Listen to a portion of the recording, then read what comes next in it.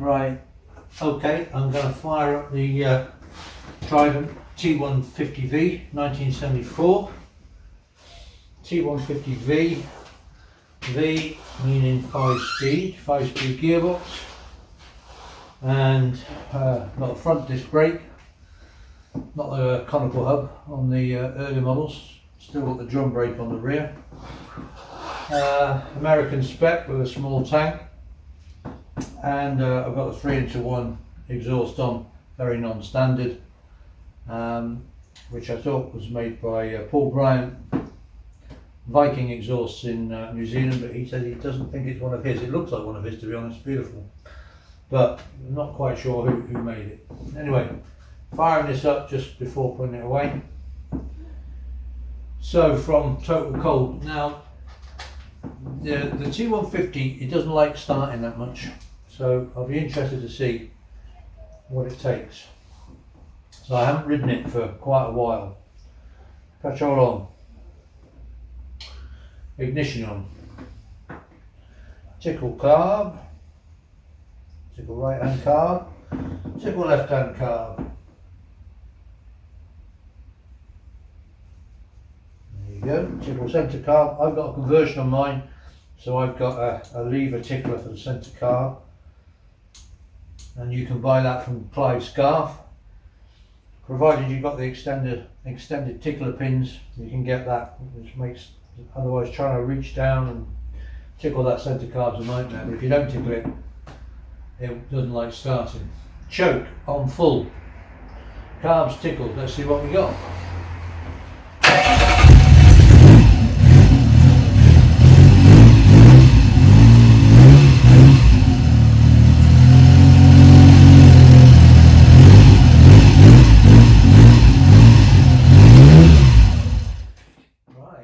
Amazing, that's pretty good. I'm really pleased with that. So I've put fuel stabiliser in the tank again. So what I'm going to do now is with the other bikes, I'm going to turn the petrol tap off and run the carbs until they're dry to put the bike away for winter.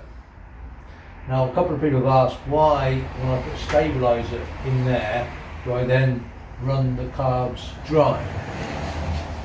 Surely the stabiliser, that's the whole point of putting the stabiliser in. Well, it's like it's a double check. I've got stabiliser in there, and I drain the carbs. Now I know that often these petrol taps can weep slightly, and they can weep fuel into the carbs, so that if any fuel does weep in, then it's got stabiliser in. Also, the stabiliser in the tank means it should hold the petrol, so the petrol itself will be fresh for next year. Forget the carbs coming up, it means I've got fresh petrol. But if the petrol taps do weep and let fuel in, then they've got stabiliser in. But to be honest, I don't really fully trust the stabiliser to keep the carbs clean, so much rather to empty the carbs, leave them empty, then I know things are okay. But if fuel does get in, then I know it's got stabiliser mixed in it. Okay, so I'm going to run it now until the carbs run out. I wonder if it will start now without tickling.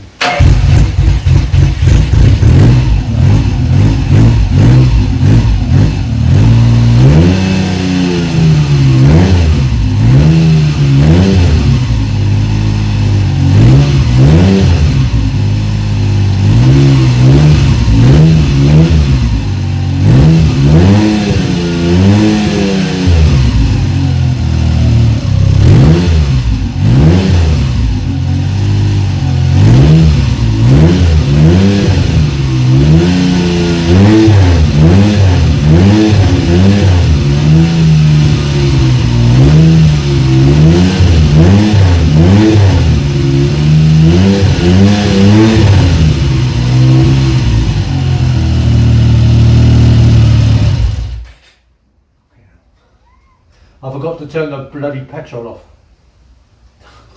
Jesus, the neighbours are going to love me. Damn. Right, now I'm going to run it. Now I've turned the petrol off and drained the carbs.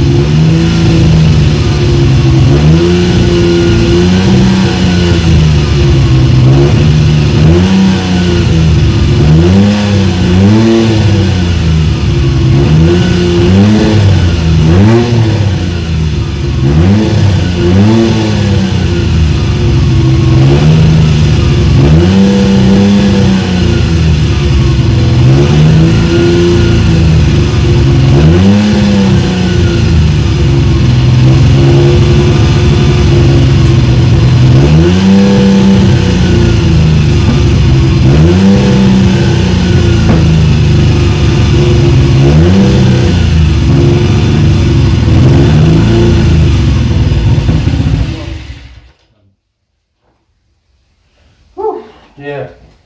Ha. Now I'll turn the petrol off. That's a bit better. Such a lovely sounding bike, so smooth, this the T150. I mean, the T160 is smooth, but for some reason T150, I don't know, maybe it's the 3-inch one, it just sounds so amazing. Oh yeah, someone was asking me the other day, well, why don't you just drain the petrol out of the carbs? You could do. On the Tridents, of course, you've got a starter motor on both Tridents directly below the carbs, so you can't get to the drain caps, the drain plugs.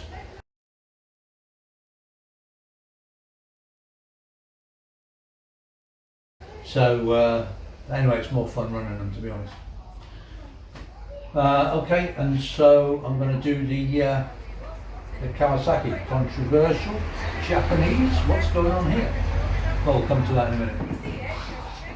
Right, on to the Z1, Kawasaki Z1. This is actually it's not a Z1. This is a Z900. So you have the Z1 like 73, Z1A 74, Z1B 76, 75, and then Z900 in 76. They just tweaked them slightly, the Z1, Z1A, Z1B, they're all virtually identical but just tweaked a bit. But then they did a relatively major change for the Z900. They changed the frame, new carbs, new binnacle for the instruments. Yeah, a few more major changes. Still basically a Z1, but not. Still got the 4x4 exhaust. The carbs, the reason they changed the carbs to make it more rideable, and ironically it got bad press because this is actually 1 bhp lower than the Z1. So I think the Z1's like 82 brake horsepower, and these are like 81 brake horsepower. So it's like, what have they done? But of course, you don't tend to ride these at 140 miles an hour, you know, top speed, whatever, flat out all the time, if ever.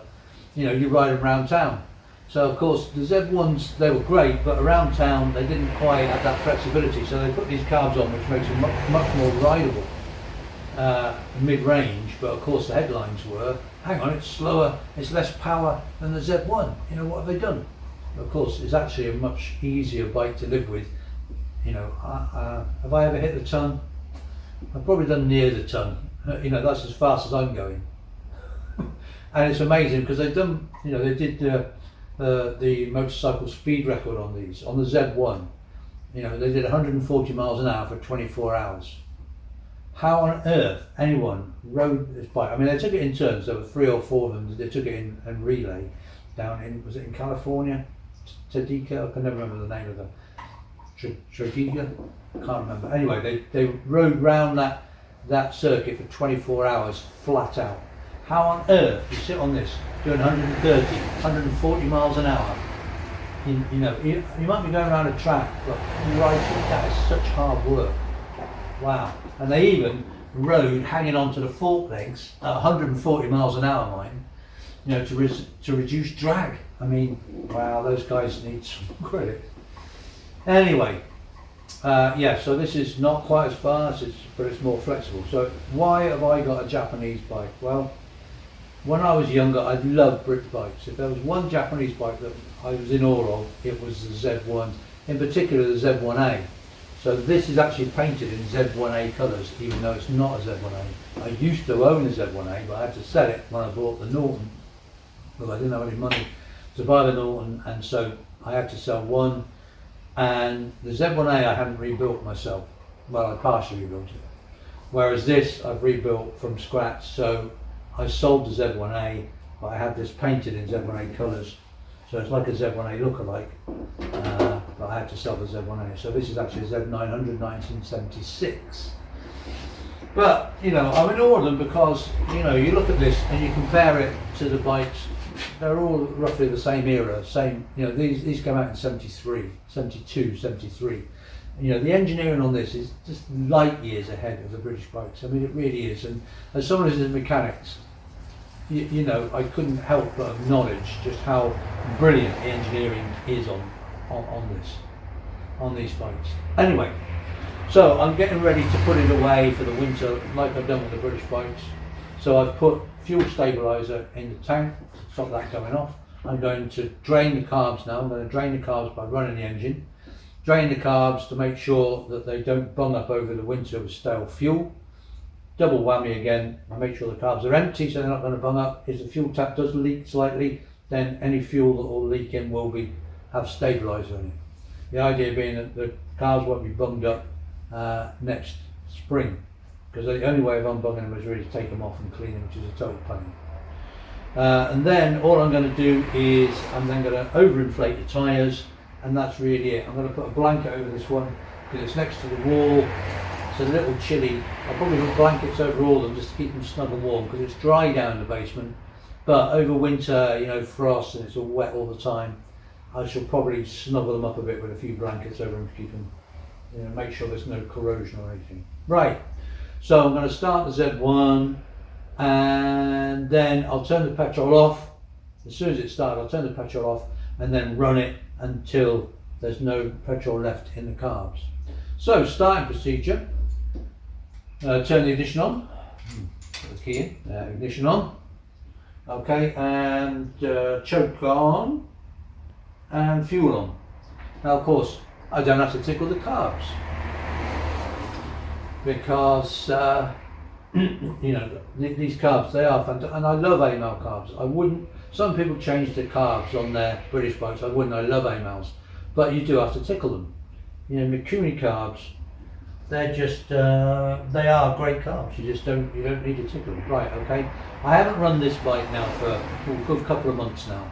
I've been out on the. So let's see how it starts. We haven't tickled the carbs. Full choke. Petrol on. Let's see what it does.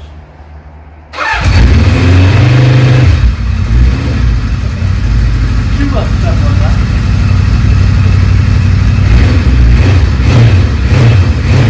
Turn the petrol off.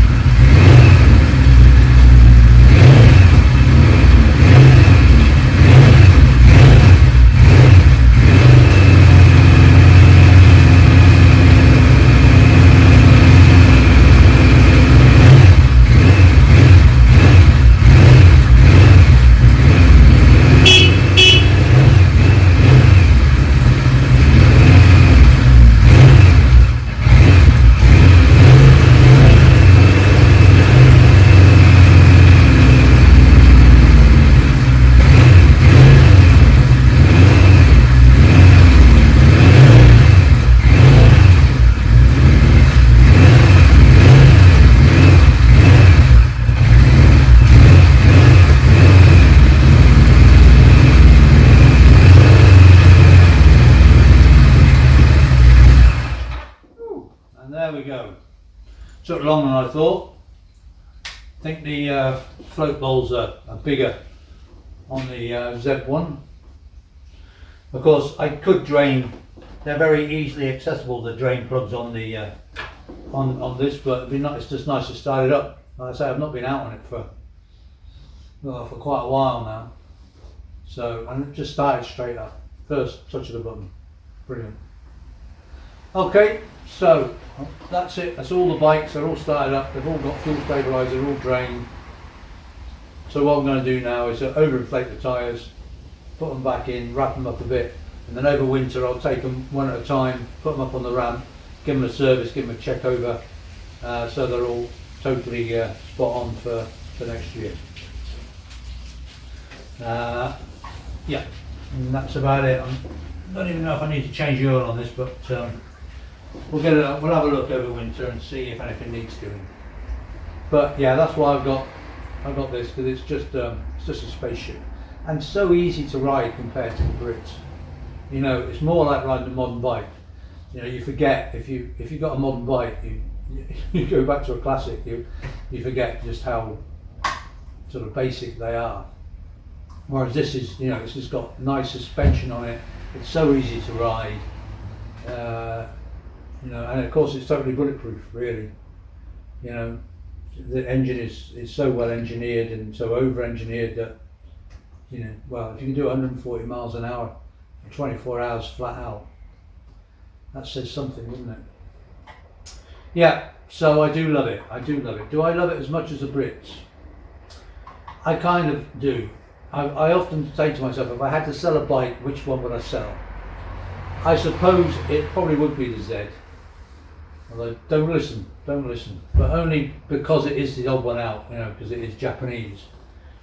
But then, of course, I got two Tridents, so maybe I could sell one of those and still have a Trident. I don't know. Hopefully, it will not come to that, not for a long time. So, you know, I've got no intention of selling any of the bikes at the moment, so let's hope it stays that way. Right, put in the Z, put some air in the tyres and put it to bed now. Right, so just before I put the Z away, a couple of things to mention. So it's got twin discs on. Okay, now the twin discs were never standard on this particular bike. Now, what actually happened was back in '75, Kawasaki realised that the sales in America were just going bonkers. Sadly, unlike for the Trident Commandos and so on, but the Americans absolutely loved the Z1. So they actually built a factory in Nebraska to manufacture Zs because the market was so massive, and I think it got around sort of import duties. So I don't think they actually made the engines and so on. They were imported from Japan. They were manufactured in Japan, but assembled. There was an assembly plant in Nebraska, and so this is actually an American assembled bike.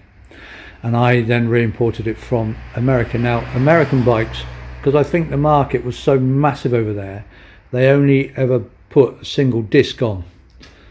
For any bike sold in Europe, they were sold with twin discs. I think because, you know, the market demanded it, whereas I think they could get away with just putting one disc on in America, so they did. So my bike only had one disc on, so I've uprated mine, upgraded it to twin disc because, of course, luckily the forks have already got the mounting lugs and so on.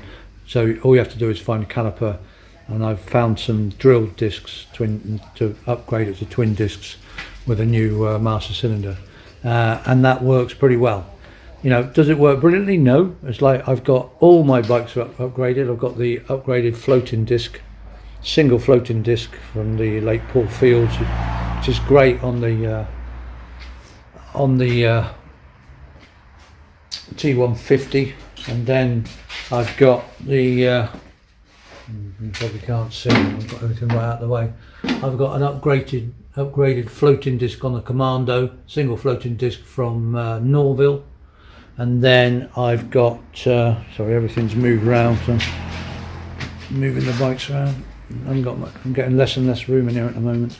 And then again, I've got twin discs on the T160. So I've upgraded all the front brakes on the bikes to try and get them better. So that is, like, I would say, acceptable now. All the brakes are acceptable. Are they all brilliant? No, but they're acceptable. Unlike before, when they were basically unacceptable, and you know, you grab that brake lever and pray, basically. Whereas now, unless you're going really stupid speeds, they're fine. Apart from that, you know, it's all pretty standard. Again, as with all the bikes, I've got glass absorbed AGM batteries, absorbed glass matte batteries. That's the battery just sticking out the bottom there. With upgraded regulator rectifiers, as on all the bikes. I've got that upgraded regulator rectifiers, and all got absorbed glass matte batteries, which means over winter they don't go flat, and even if they do go flat after like 6 months, then you can recharge them and it won't damage the battery at all, unlike the lead acid batteries. I don't use lithium ion batteries either, because they're, you know, if there's something wrong with the charge level, then you can burn them out. If the charge level is right, then apparently they're fine. I don't know, I've never used them. Obviously they're much smaller, much lighter, but I do know that if you overcharge them, that's when they catch fire. So that's fine with me. I just stick with the absorbed glass matte battery. Never had any problem with them. And like I say, if they do go flat, which is very rare, then just charge them up and they're fine. And so that's my you know, that's why I don't have to do much to put the bikes away for the winter, because you know, there's not much needs doing. Okay, just thought I'd update you on that one. What else? Just a little bit of modernisation. Oh, I got rid of the key now. Yeah, a little bit of modernisation on the Z1. Again, don't forget, you know, as I say, these came out in '73. Really, I mean, this is, you know, so you know, one thing they've got is a stop lamp. Now that tells me when I pull the brake on, it tells me if my brake light's working. Same for the foot brake. Yeah, you know, it's quite a little advanced things like that it's got on it. You know, it's just quite clever. And there, that is the 30 mile an hour warning light, which is the same as on the Honda Solo. Okay, a lot of people think on the Z1s there's a little hole, and it's actually a key holder. They think, oh, that's where the warning light was. No, the warning light on Zs used to go in the headlight there, and that's why there's a bung on it for the European American market, because in Japan they have a little light that comes on to warn them you're going over 30 miles an hour, every bike ever made. Although ironically, I always say this, I'm always amazed by this, they never sold the Z1, the Z900 in Japan. It was never sold in Japan, because they got a strict regulation, I think they still do, on the size of engine for motorbikes. So in Japan there was a Z650, I think it's a Z2 it was called, and that was sold in Japan, whereas the Z900, the iconic bike of the 70s, was never actually sold in Japan, although made there. So it's one of those ironies. So there you go. The headlight, the reason the headlight's got the warning light in it, I think, is because it was exactly the same headlight that they used for the Z2, the Z650. So there you go, a little thing. I never knew that. Yeah, couldn't buy them in Japan. There we go. Still can't. I think there's still a legislation to reduce the size, limit the size of engines on motorbikes in Japan.